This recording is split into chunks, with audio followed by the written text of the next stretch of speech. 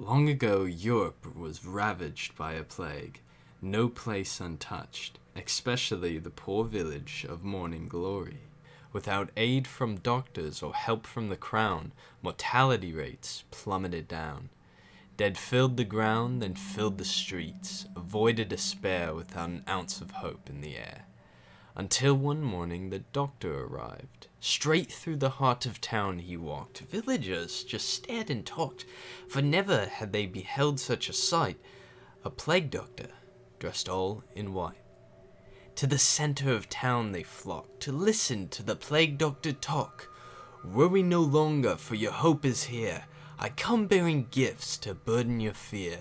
From within his sack he pulled the white plague mask, same as his, exact.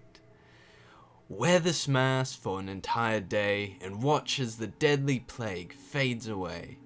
But do not remove it before sundown, or the plague symptoms will come back around. So one by one they grabbed the mask. It smelled of fresh flowers. Then one by one they began the task.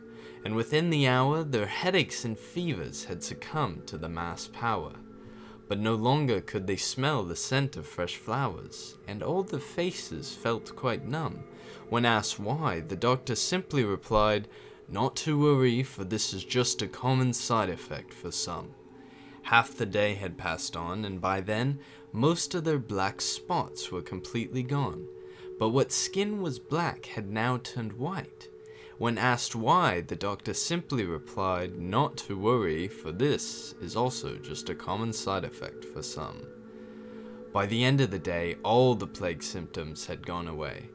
The sun was setting and it was almost night, but a sudden troubled breathing gave the villagers quite a fright. Increasingly harder and harder it became to breathe.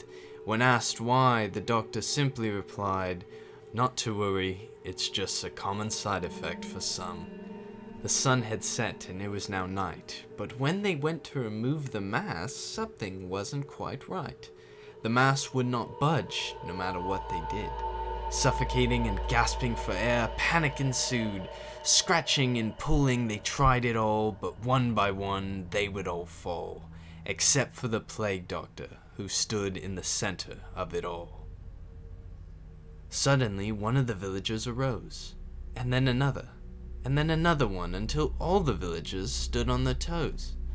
Around the doctor they gathered. He threw his sack to the ground, and more white plague masks scattered. And with one final message he said, "Now go spread this cure to all."